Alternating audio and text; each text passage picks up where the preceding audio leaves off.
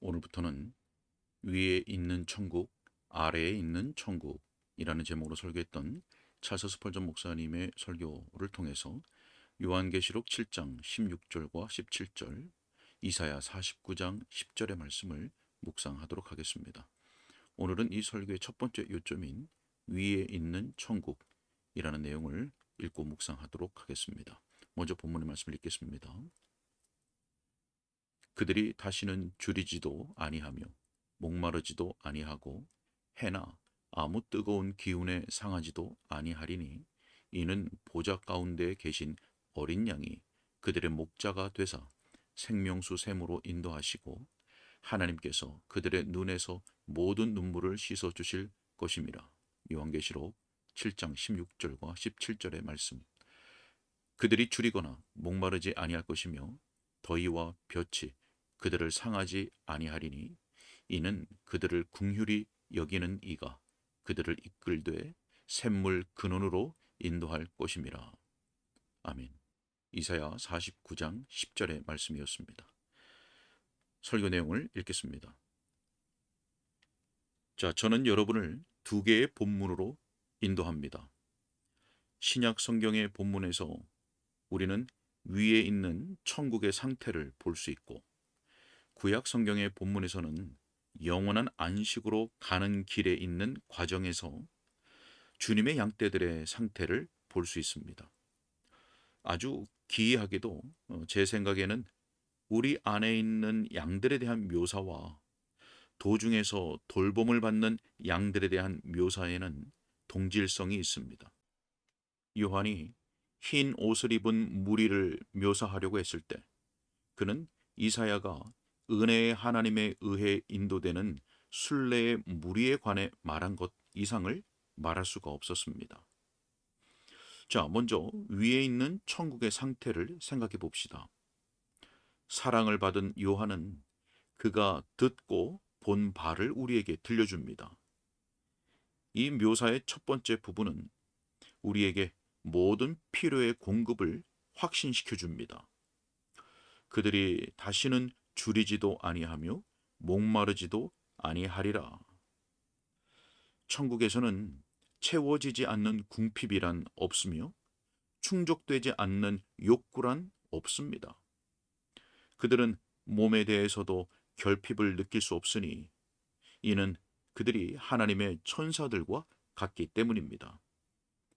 가난한 자들이여, 여러분의 빵의 결핍은 곧 종료되고 풍부함으로 끝날 것입니다. 최악의 굶주림은 마음의 굶주림입니다. 이 역시도 하늘에서는 없을 것입니다. 사나운 늑대처럼 탐욕스러운 굶주림이 있으며 그것이 어떤 사람들을 사로잡습니다. 온 세상도 그들의 탐욕을 만족시키지 못합니다. 1000개의 세상이 있어도 그들의 정욕은 한 입도 채우지 못할 것입니다. 그러나 천국에서는 죄악되고 이기적인 욕망이 없습니다. 개걸스러운 탐욕이나 야심은 천국의 성스러운 문을 통과하지 못합니다. 영광의 천국에는 있어서는 안 될 욕구들은 없으며 또한 있어야 할 욕구들은 잘 조절되고 채워지기 때문에 결코 슬픔이나 고통의 원인이 될 수 없습니다. 그들이 다시는 줄이지 않을 것이기 때문입니다. 성도들도 사랑과 교제와 안식을 필요로 합니다. 그런데 그들은 이 모든 것을 하나님과의 연합과 성도들과의 교통과 예수님의 안식 안에서 얻습니다. 거듭나지 않은 사람은 항상 목마릅니다. 하지만 그리스도께서는 지금도 이 목마름을 면하게 하실 수 있습니다. 내가 주는 물을 마시는 자는 영원히 목마르지 아니하리라. 주님이 그와 같이 말씀하십니다. 그러므로 우리가 영광의 황금 잔에서 모든 목마름을 영원히 해소시킬 물을 마시게 될 것을 확신하시기 바랍니다. 천국의 황금길에서는 단 한 사람도 가질 수 없는 것을 바라는 사람이 없고 얻을 수 없는 것을 원하는 사람이 없으며 자기 손에 갖지 못할 것을 소원하는 사람이 없습니다. 이 얼마나 행복한 상태입니까? 그들의 입은 좋은 것으로 만족할 것입니다. 그들은 하나님의 모든 충만으로 채워질 것입니다. 자, 천국에는 모든 필요를 위한 공급이 있듯이 모든 악의 제거가 있습니다. 성령이 이렇게 말씀합니다. 그들이 해나 아무 뜨거운 기운에 상하지도 아니하리라. 우리는 너무나 가련한 피조물이기에 유익한 것의 과잉이 우리에게 곧 악이 됩니다. 저는 태양을 사랑합니다. 만일 여러분이 맑고 푸른 하늘에서 밝게 빛나는 태양을 본 적이 있다면 제가 강조하여 말하는 것을 이상하게 여기지 않을 것입니다. 이 땅에서는 생명과 기쁨과 건강이 해로부터 흘러나오며 햇볕을 쬐는 것이 큰 행복입니다. 하지만 햇볕을 너무 많이 쬐는 것은 우리를 무력하게 합니다. 그 열기가 사람을 지치게 하고 일사병이 사람을 쓰러뜨리기도 합니다. 너무 큰 복이 생명선에는 무거운 수하물이 될 수도 있습니다. 그러므로 우리는 위험들로부터의 보호가 필요한데 그 위험들이 처음 보기에는 위험하지 않은 것처럼 보입니다. 행복의 상태에서 만약 이 혈과 육의 몸이 여전히 우리의 거할 초소라면 우리는 천상의 상태에서는 살 수가 없을 것입니다. 이곳에서도 너무 많은 영적인 기쁨이 사람을 기진맥진하게 하거나 그를 기절하게 만들 수 있습니다. 천상의 일들이 지극히 크게 계시되고 그것을 특별히 생생하게 누리는 사람에게 질병이 찾아올 수도 있습니다. 어느 성도가 기쁨의 고뇌 중에서 이렇게 소리쳤습니다. 주여, 멈추소서. 제가 질그릇일 뿐이며 더 이상을 견딜 수 없는 존재임을 기억하소서. 주님이 그분의 계시를 제한하셔야 하는 이유는 우리가 지금은 그것을 다 감당하지 못하기 때문입니다. 저는 경솔하게 태양을 바라보다가 빛 때문에 눈이 먼 사람에 대해 이야기를 들은 적이 있습니다. 하나님의 계시와 은혜와 교제의 태양빛이 우리의 약한 시력과 마음과 두뇌에는 감당하기 어려운 것으로 판명될 수 있습니다. 그러므로 영광의 상태에서 혈과 육은 제거될 것이며 부활한 몸은 하나님 보좌에서 발산되는 강력한 빛을 견딜 수 있도록 강해질 것입니다. 지금의 우리로서는 이렇게 소리치는 것이 마땅합니다. 우리 중에 누가 삼키는 불과 함께 거하겠으며 우리 중에 누가 영원히 타는 것과 함께 거하리요. 자, 하지만 몸의 구속이 이루어질 때 영혼은 힘을 얻을 것이며 우리 하나님 곧 소멸하는 불이신 그분과도 함께 편히 거할 수 있을 것입니다. 그들이 해나 아무 뜨거운 기운에 상하지도 아니하리라. 하나님께서 우리에게 은혜를 주시어 우리로 하여금 그분의 얼굴을 볼 수 있는 그때를, 그분의 신비가 우리에게 드러나고 그분이 우리를 아시듯 우리도 그분을 알게 될 그때를 고대하며 즐거워하게 하시기를 빕니다. 우리가 지성소에 들어갈 그날, 그분의 영광이 임재 앞에 서게 될 그날, 두려움 없이 큰 기쁨으로 충만하게 될 그날을 고대하시길 바랍니다. 자, 하지만 천상의 삶에 대한 묘사는 이러한 두드러진 특징을 내포하고 있습니다. 그것은 어린 양의 인도입니다. 보좌 가운데 계신 어린 양이 그들의 목자가 되사 그들을 인도하시리라. 위대한 속죄의 제물이 되신 그분에 의해 개인적으로 보살핌을 받는 곳이 천국입니다. 지금도 우리에게는 목자들이 있습니다. 하나님께서는 그분의 마음에 합하고 그분의 가르침을 받는 사람들을 통해 우리를 은혜롭게 먹이시며 우리는 그들을 소중하게 여깁니다.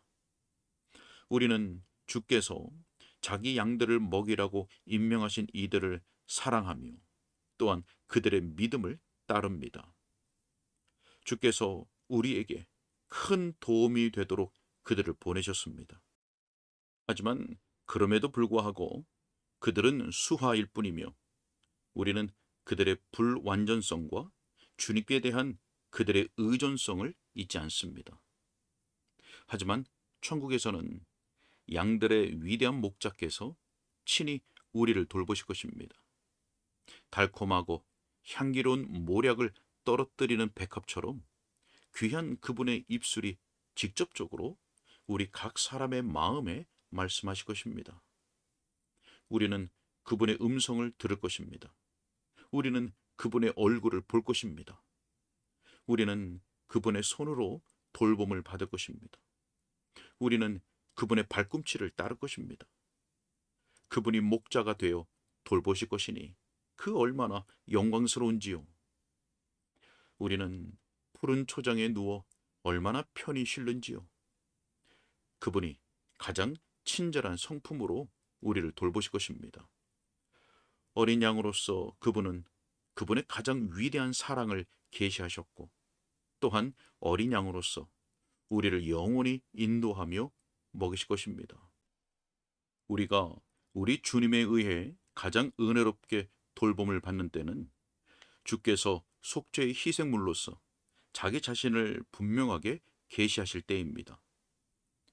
속죄의 제물은 무한한 사랑이라는 태양의 중심이며 빛 중의 빛입니다. 하나님의 계시로서 그와 같은 진리가 없습니다. 상처를 입으시고 피땀을 흘리신 그리스도야말로 정령 그리스도이십니다. 친히 나무에 달려 그 몸으로 우리 죄를 담당하셨도다. 하나님의 진리의 말씀과 더불어 그분의 살은 참된 양식이며 그분의 피는 참된 음료입니다. 천국에서 우리는 세상의 기초가 놓이기 전부터 죽임당하신 어린 양으로서의 그분을, 곧 하나님의 유월절 어린 양, 세상 죄를 지고 가는 하나님의 어린 양이신 그분을 지금보다 훨씬 더 잘 알게 될 것입니다.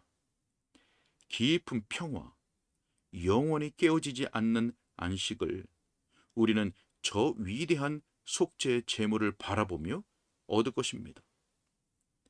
그분은 천국의 복락 중에서도 으뜸 가는 복락입니다. 어린 양이 그들의 목자가 되리라.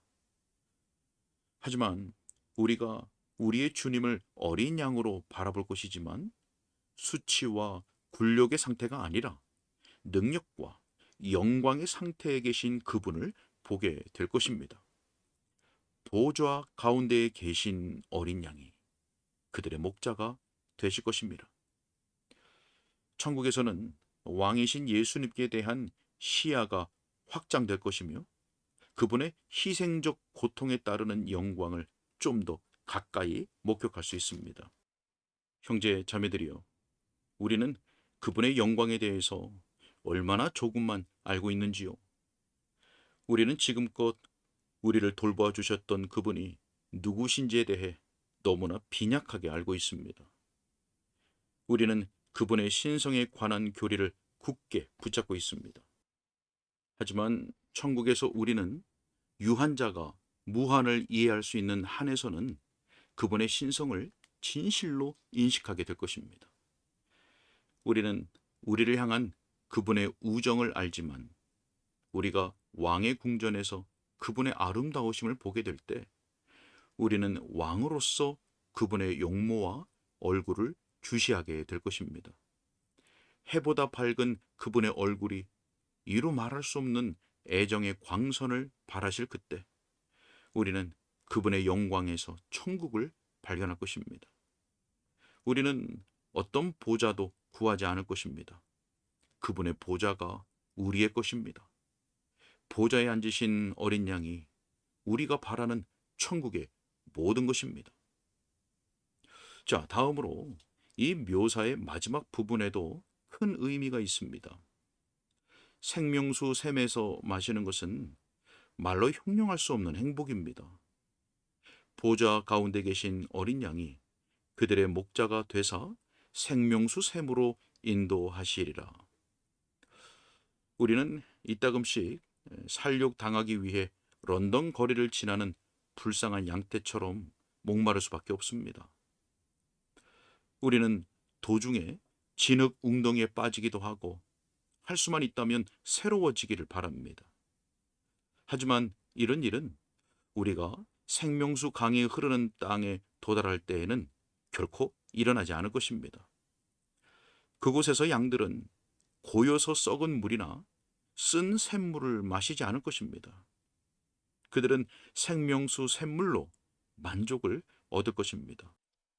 지상의 우물들에 대해 우리는 이렇게 말할 수 있습니다. 누구든지 그 물을 먹는 자마다 다시 목 마르리라. 자, 하지만 우리가 현세적인 공급을 초월하여 하나님께 직접적으로 의존하여 살 때 영혼은 참된 음료를 얻고 더욱 지속적인 만족을 얻습니다. 곧 우리 주 예수님께서 우물가의 여인에게 말씀하신 바와 같습니다. 내가 주는 물을 마시는 자는 영원히 목마르지 아니하리니 내가 주는 물은 그 속에서 영생하도록 솟아나는 샘물이 되리라. 천국의 복된 자들은 목숨을 부지시켜주는 재료인 빵으로 사는 것이 아니라 생명 자체이신 하나님으로 삽니다. 2차적인 원인은 지나가고 1차적인 원인만이 보입니다. 본향에서 영혼들은 은혜의 수단들에 의존할 필요가 없으니 이는 그들이 은혜의 하나님을 직접 대하기 때문입니다. 은혜의 수단들은 생수를 우리에게 끌어다 주는 배관들과 같습니다. 하지만 그것이 우리의 기대를 저버리는 것을 발견하는데 때때로 우리가 그것을 그릇된 방식으로 사용하여 물이 그 신선함을 잃어버리거나 또는 물이 흐르는 통로인 배관의 냄새가 배어있기 때문입니다. 과실은 동산에서 막 수확했을 때가 최상입니다. 시장에서 다루면 그 신선도를 망칩니다. 이런 일을 우리는 목회자들에게서도 많이 경험합니다. 형제들이여, 우리는 곧 수원에서 생수를 마실 것이며 황금의 열매를 숲풀 가운데 사과나무 같으신 그분에게서 직접 얻을 것입니다. 우리에게 세례나 떡을 떼는 것이 필요 없을 것이며 교회들이나 목사들도 필요하지 않을 것입니다. 우리에게 황금의 성배라든지 지금은 매우 유용한 도자기 잔들이 필요하지 않을 것이며 오직 우리는 강의 원천으로 가서 마음껏 마실 것입니다. 어린 양이 그들의 목자가 되사 생명수 샘으로 인도하시리라. 저 영원한 원천이 그 모습을 드러냅니다. 그들은 은혜를 받을 뿐 아니라 그것이 어떻게 생겨나고 어디로부터 흐르는지를 봅니다. 그들은 마실 뿐 아니라 저 영광스러운 수원을 응시하며 마십니다. 여러분들은 더운 날에 누워있는 소년을 본 적이 있습니까? 그가 목마를 때 그의 입을 우물 언저리의 물에 대도록 해보십시오. 그가 얼마나 시원하게 들이키는지요. 실컷 마셔라, 가엾은 아이요. 그가 샘을 마르게 할 것을 염려하지 않듯이 우리도 마찬가지입니다. 마르지 않는 샘에서 마시는 것은 얼마나 즐거운지요. 우리가 마시는 물이 더욱 달콤한 것은 그 측량할 수 없는 잔량 때문입니다. 충분하다는 표현으로는 충분치 않습니다. 하지만 우리가 하나님을 우리의 모든 것 되시는 분으로 삼을 때 그때 우리는 정녕 만족할 것입니다. 제가 하나님 가까이 있어 그분의 넘치는 사랑 안에 거할 때 저는 뜨거운 여름날에 무릎까지 찰랑거리는 시냇물로 인도된 가축들처럼 느낄 것입니다. 그들은 서서 마음껏 마실 것이며 시원하게 느끼고 새로워짐을 느낄 것입니다. 나의 하나님, 당신 안에서 저는 제가 담을 수 있는 모든 것뿐 아니라 저를 담을 수 있는 모든 것을 소유했다고 느낍니다.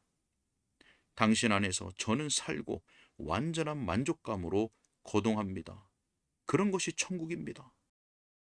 자, 우리는 우리 안에서와 우리 주변에서 천국의 기쁨을 누릴 것입니다.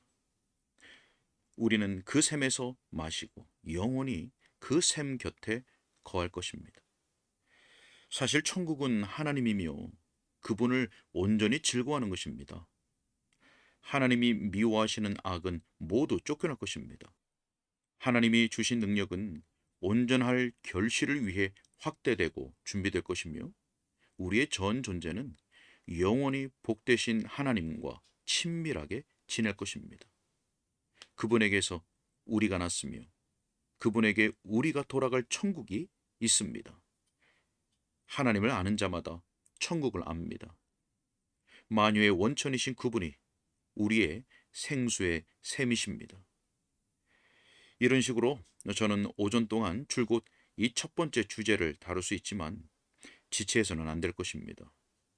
첫 번째 주제뿐 아니라 또 한 가지 제가 여러분에게 제시하려고 했던 목표는 이것입니다. 즉, 이곳에서도 우리가 영광의 밑그림을 그릴 수 있고 이 광야에서도 천국에 있는 모양들의 양식을 소유할 수 있다는 것입니다. 여러분은 이 점을 두 번째 본문을 주의 깊게 살펴봄으로써 확인하게 될 것입니다. 아멘. 오늘은 여기까지입니다.